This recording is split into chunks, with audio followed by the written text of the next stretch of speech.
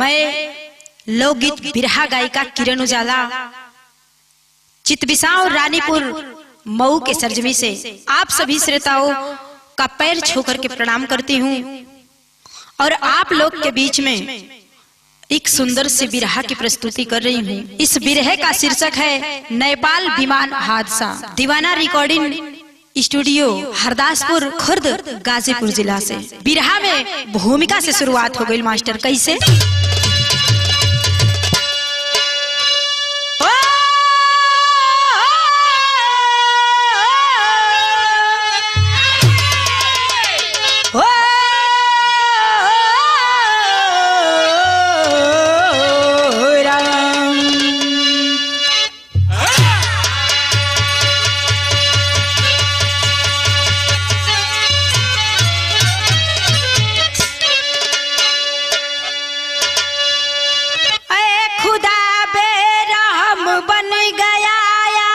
क्यों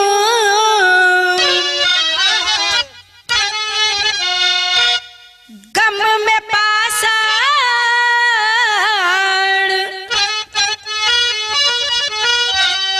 आंसू बहाने लगा, डूब गई शोक सागर में सिंधु किनारे, हिमगिर भी निरख ख्वाब खाने लगा, डगमगाती धरा व्योम कंपित हुआ,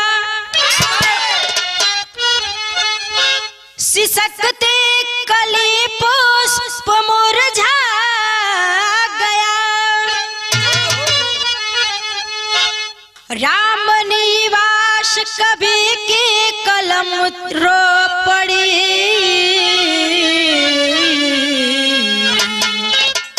देश नेपाल अंदर कार छा गया।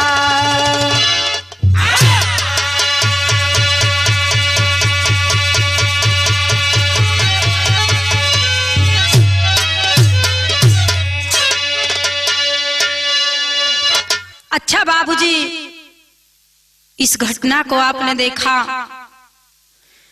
जो टीवी टेलीविजन पेपर पत्रिका के माध्यम से आप लोग ने जाना सुना देखा। आज इस घटना को देख करके यह आत्मा, यह मन ईश्वर से यही कह रहा है कि हे भगवान, हे ईश्वर, किसी के ऊपर ऐसा कहर मत गिराओ। लेकिन ऐसे से बिरहा में गजल का शुरुआत हो गई मास्टर। कैसे?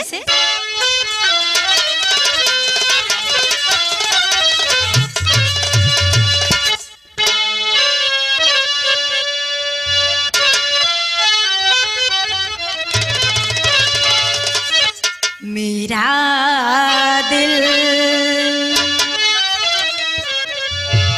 मेरा दिल तोड़ने वाले कोई भी होता आप न होते,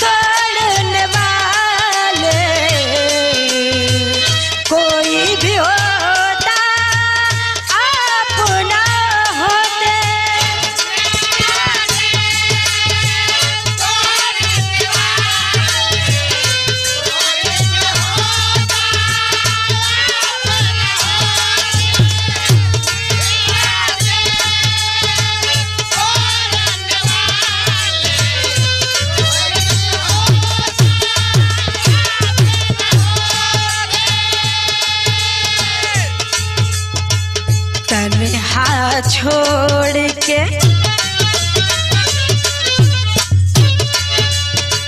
तन्हा छोड़ के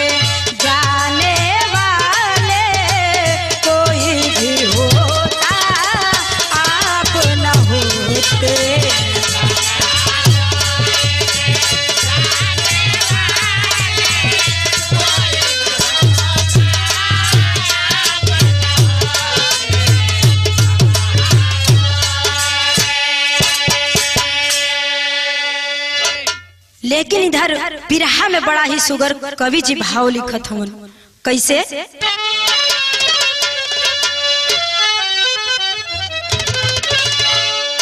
होनी हो कर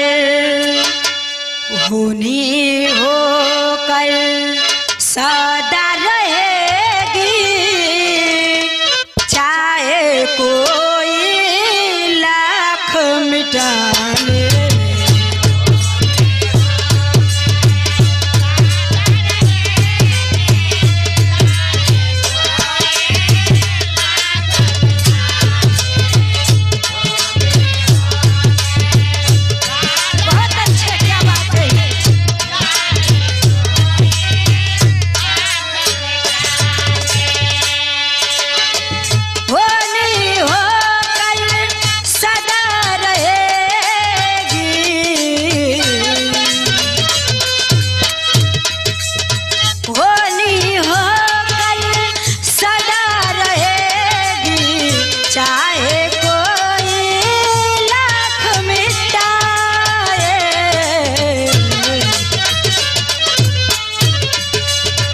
योगिया बलवान भिखारी, योगिया बलवान भिखारी, चाहे कोई जोर लगा ले।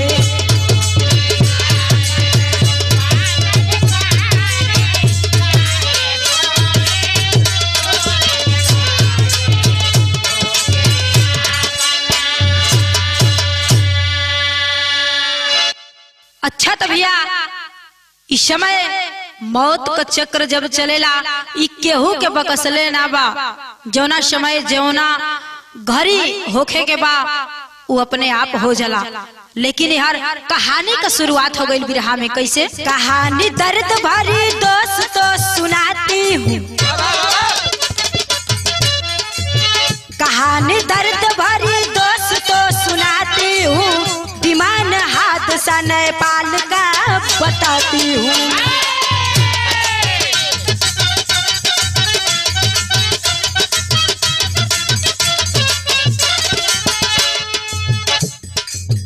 जनवरी 15, 2023 आया है,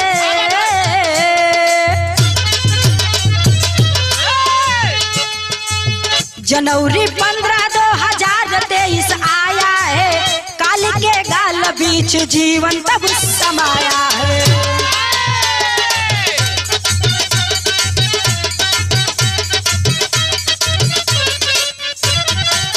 उसी नेपाल के पशुपतिनाथ धाम सुनो, शहर बड़ा है वही काठमांडू नाम सुनो।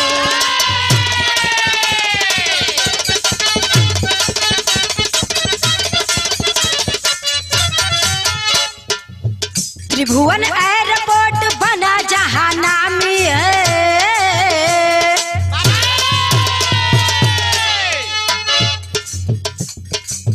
त्रिभुवन एयरपोर्ट बना जहां नामी है, त्रिभुवन एयरपोर्ट बना जहां नामी है, विमान उड़ता जहां बड़ा सारा नामी है।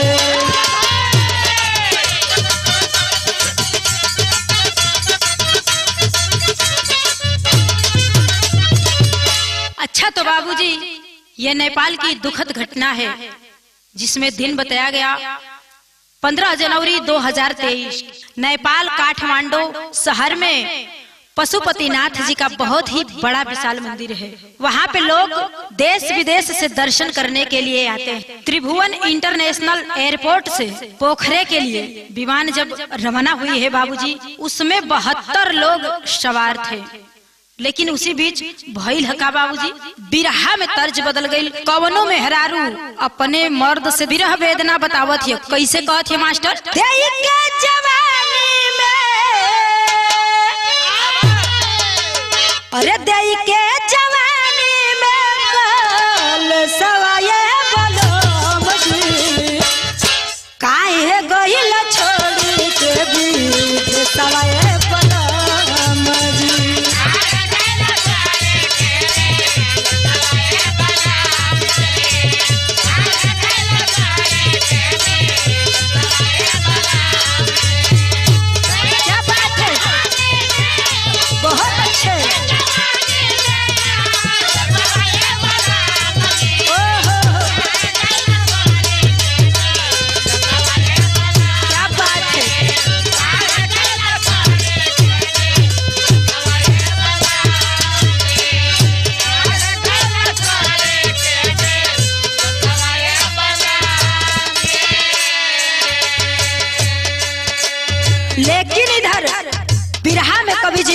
देखत हमन भइल ह का कबहू न बदली विधि के विधानवा ये बाबूजी बहुत नाच सभ के समानवा ये बाबूजी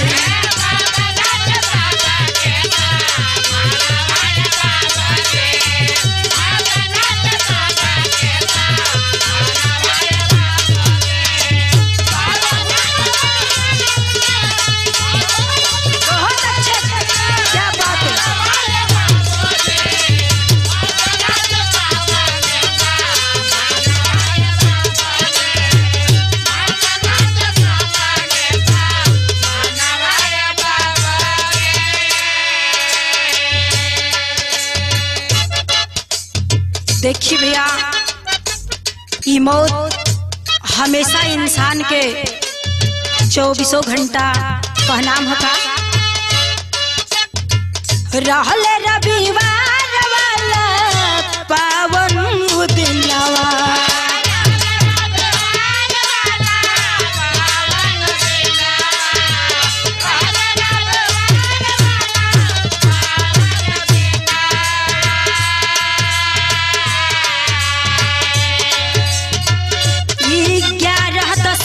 बाबू उड़ल बा विमानवा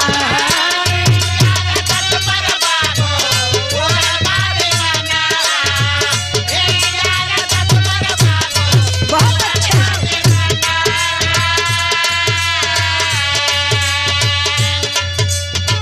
पोखरा के कैले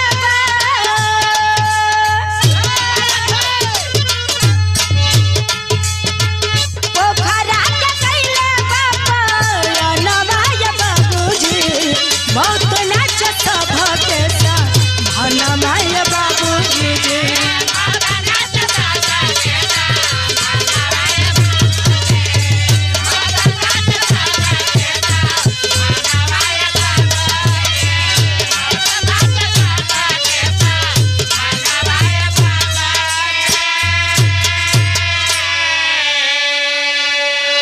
काठमांडू से विमान पोखरा के ओर उड़ा है बाबूजी मात्र 10 सेकेंड बचा था उतने में पहुंच गया होता विमान लेकिन बाबूजी उसी बीच में विमान ध्वस्त हो गया लेकिन बाबूजी आगे भइल का बिरहा में तर्ज बदल गई मास्टर गोरिया दिन भर कई के कटिया गोरिया दिन भर कई के कटिया लेके सजावे के सिलवटिया अंगना पीसे मसाला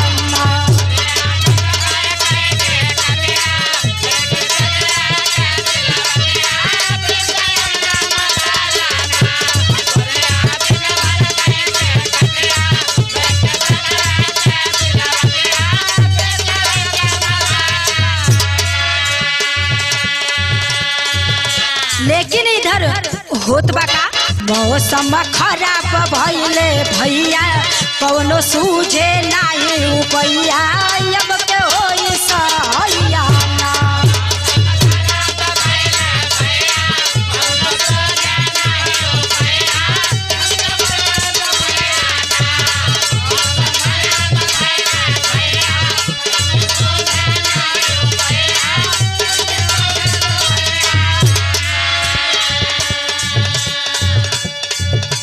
जवना समय बाबूजी विमान ध्वस्त भइल है ओ समय ओ मईन जितना लोग हवन केहू सहैया ना बा मने मने सब घबरात है सोचत है कि आखिर करल का जा लेकिन इधर अंतरा के भाव से बतावे के पड़ल भइल का समझ सके ना बात पायलट समझ सके ना बात पायलट माथा तब चकर रहीले पहाड़ खाड़ी बीच विमान जाकर के टकर रहीले गिरल जहाज वही समैया लोगवा कहे बप्पा मैया अब के होई सहैया।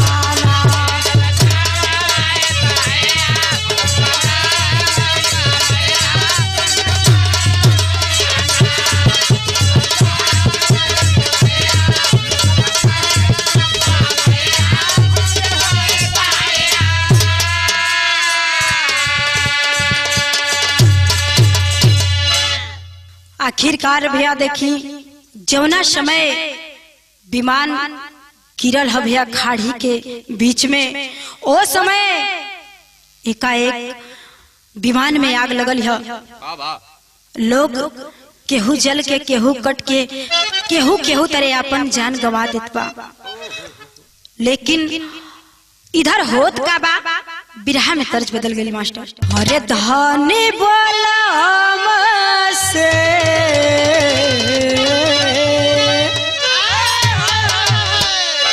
अरे धनी बोला हमसे नाराज बाड़ू का हो।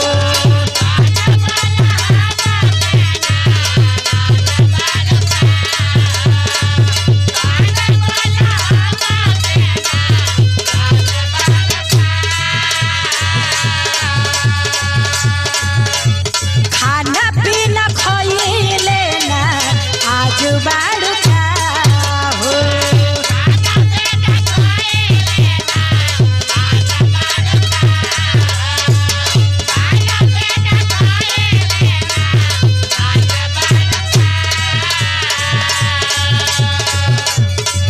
धनी बोला हमसे नाराज बाड़ू का हो। खाना पीना खइले ना आज बाड़ू का हो। तो मेहरारू बतावे अरे राजा जी लिया दी साड़ी हो।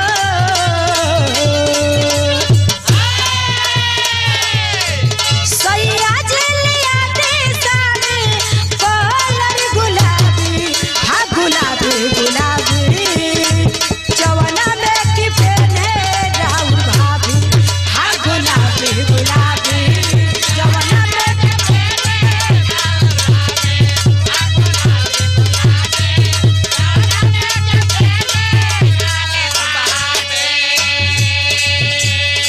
ई तो कवनो मर्द मेहरारू के बात बा। लेकिन ध्यान दे इधर बिरहा में होत का बा।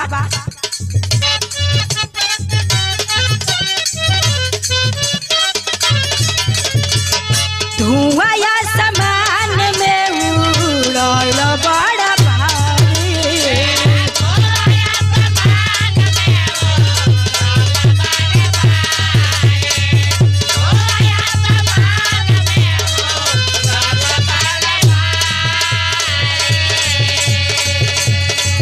जिंदगी जहार भइल रोवे नार नारी।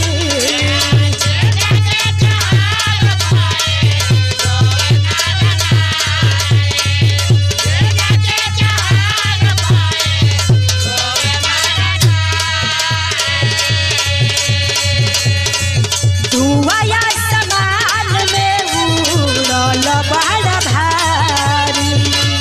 जिंदगी जहार भइल रोवे नार नारी। मचल बाची घर भारी जरल शरीरिया, हाँ शरीरिया शरीरिया वही विमान के भितरिया, हाँ शरीरिया शरीरिया।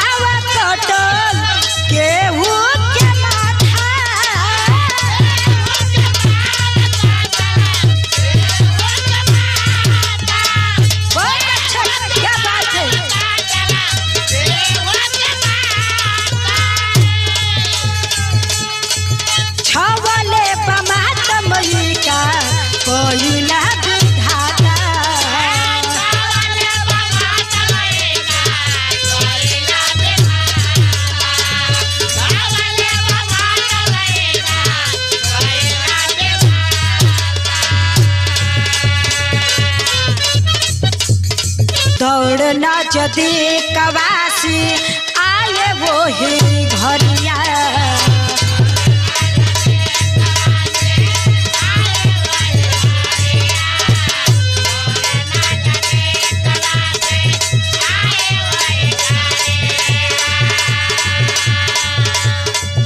लसिया निकाले मिलजुल भइल सहैया।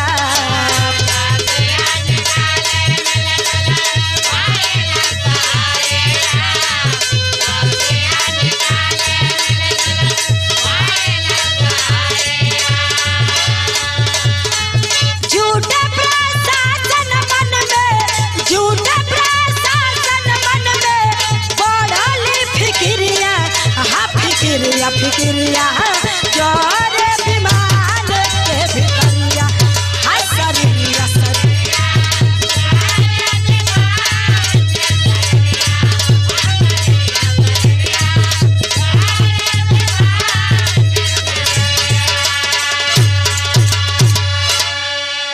अच्छा बाबूजी, जमुना समय विमान में आग लगी है बाबूजी।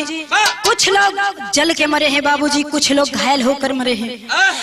केहू का गर्दन कटल बा, केहू का हाथ पांव कटल बा, केहू का चेहरा चिन्हत नहीं खी। लोग देखा थवन। इतने में शासन प्रशासन नेता प्रतिनिधि पहुंचे हैं बाबूजी।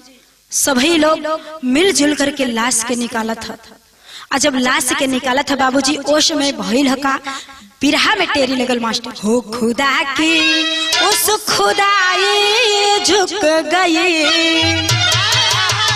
अरे खुदा की उस खुदाई, खुदा की तब खुदाई झुक गई। यावनी बिलख उठी नैनों से नीर बहाई। अरे बहाई अरे बहाई, यावनी बिलख उठी नैनों से नीर बहाई। खुदा की उस खुदाई झुक गई। बाबूजी जेवना घरे क जेवना माई क आज लाल ये दुनिया में ना हो भैया। आज वो माई से पूछा, वो माई के दिल पर का गुजरत है। बिरहा में गीत बदल गई मास्टर। कवनो ननद अपना भौजाई से एगो बात को हतिया।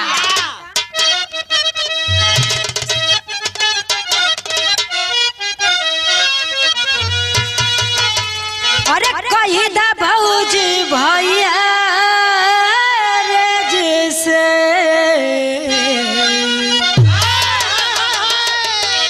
कही दा भौजी भैया जैसे, कही दे मोर गवाना।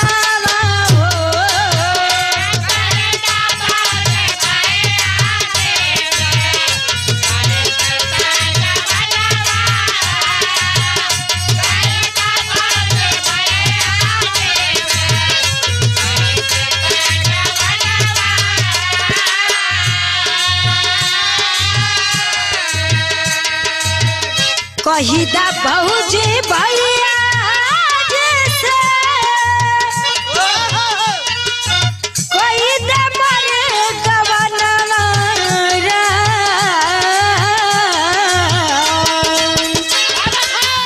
जान दे है कुंडा दौरी, जान दे है कुंडा दौरी, जन दे है गाना।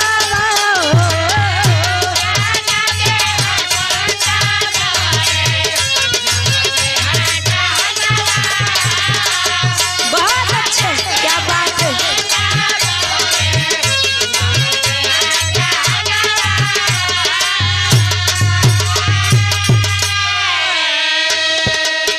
लेकिन इधर होत बा का,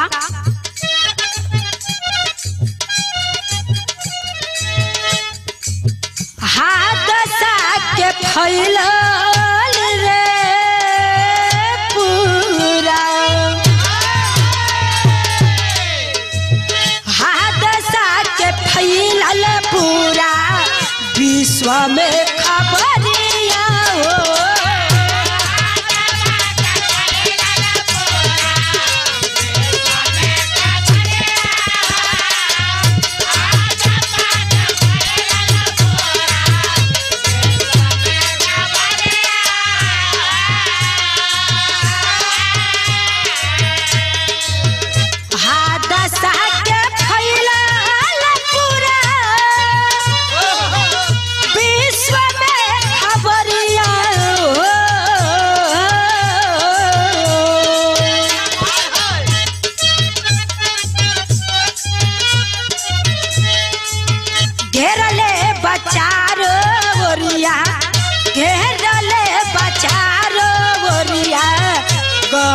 की बदरिया हो।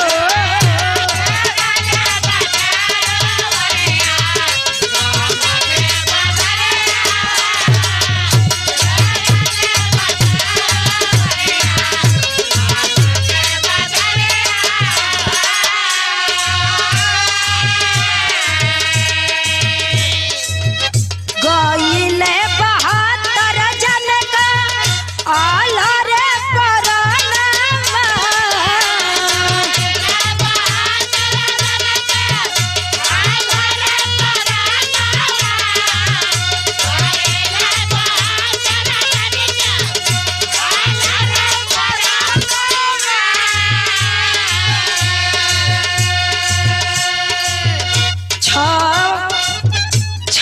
हिंदवासी लोग वाले परानमा।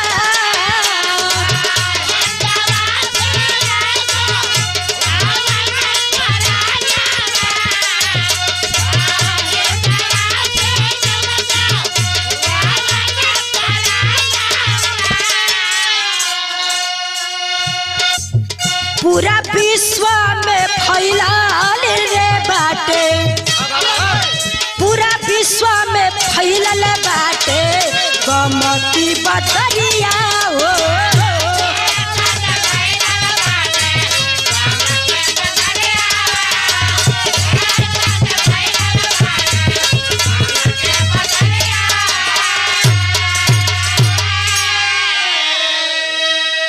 अच्छा तो बाबूजी, जिस समय विमान क्षतिग्रस्त हुआ उस विमान में 72 लोग सवार थे बाबूजी।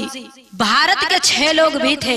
उत्तर प्रदेश गाजीपुर जिले से आज इस धरती को बाबूजी कौन नहीं जानता है। लोग कहते हैं बलिदानी धरती, शहीदी धरती, ऐतिहासिक धरती। इस धरती से 4 लोग भी थे बाबूजी, लेकिन भइल का पहपट से बतावे के पड़ल मालिक। अरे छतिया ऊपर गिराए वज्र, बाहर आई बाबू माई हो। अरे बरिसे नैना रोवे अश्क बहाई माई बाबू हो।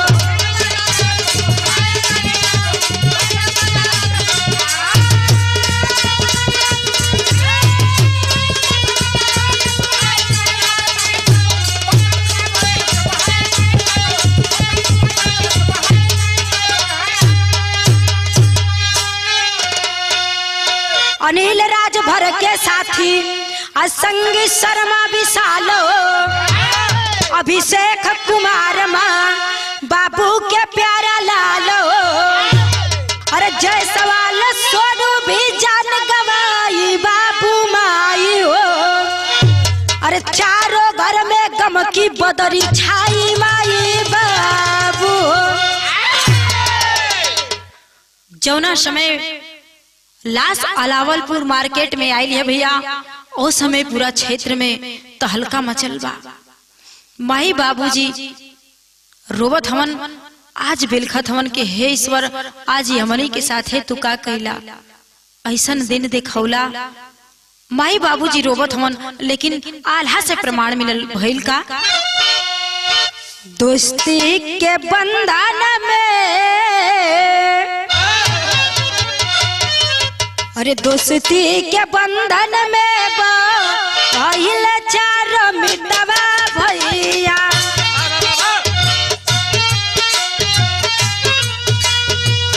मिले ले अलावल पूरा चटिया पे जा।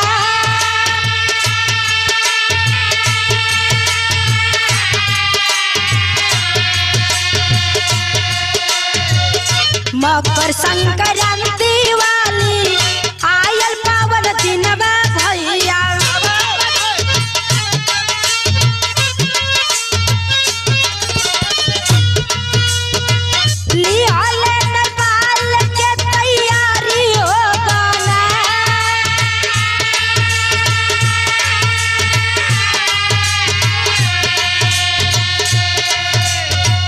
पशुपति नाथ चले मन में हौसलवा बढ़ल।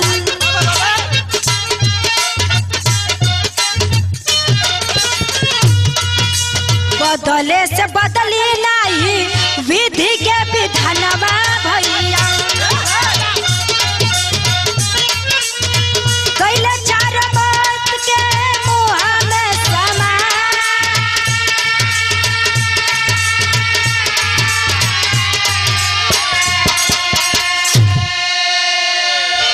उन चारों दोस्तों का नाम था अनिल, राजभर, शर्मा, विशाल, अभिषेक, कुशवाहा, जयसवाल, सोनू। ये चारों साथी बाबूजी, इन लोगों के बीच में इतनी गहरी मित्रता थी कि जितना बताया जाए कम है बाबूजी। अगर एक की बात वह 3 लोग माने होते बाबूजी तो काश यह आज मौत के मुंह में नहीं गए होते बाबूजी। इतना प्यार उन लोगों के बीच में था जो एक दूसरे की बात मानने में अपनी जान हंसते हंसते गवा बैठे। अरे घर घर अंदर भारी शोक समाइल बाबूजी, अरे घर घर अंदर भारी शोक समाइल बाबूजी, अब गईले जीवन के दिया नवा बुझाई बाबूजी।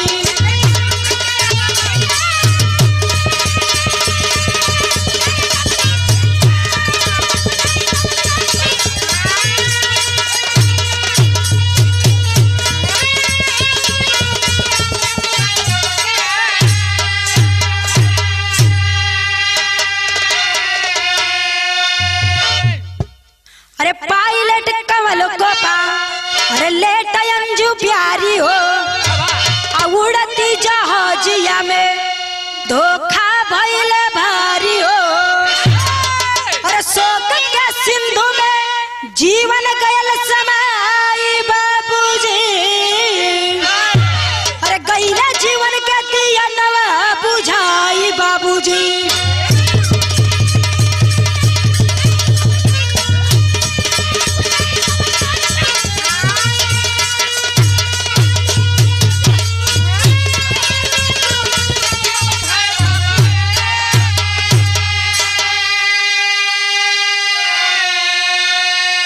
उस विमान चालक का नाम बताया गया पायलट कमल कोपा, लेट अंजू प्यारी। अरे एक बस बिहार दूजा लाश गोरखपुरिया, अरे घरवा बिरान जेकर उजड़ल फूलवरिया। अरे पीएम कलम प्रचंड खबर पाई दौड़े बाबूजी, पीएम कमल प्रचंड खबर पाई दौड़े बाबूजी, गईले जीवन के दिया नवा बुझाई बाबूजी।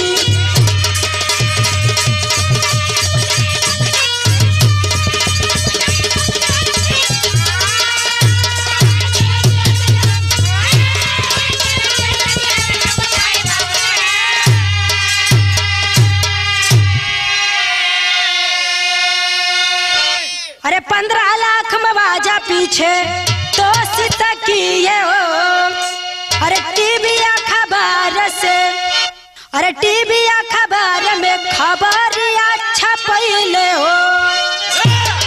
अरे गीतिया गवले से दुख ना ओराई बाबूजी, अरे गीतिया गवले से दुख ना ओराई बाबूजी, आ गईले जीवन के दिया नवा बुझाई बाबूजी।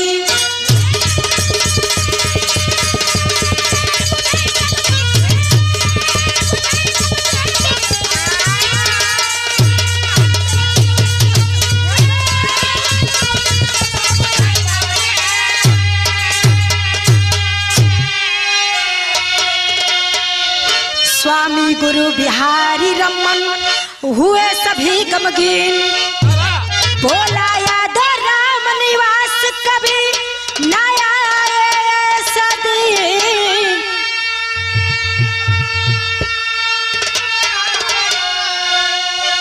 खुदा की उस खुदाई झुक गई, अरे गाती किरण उजाला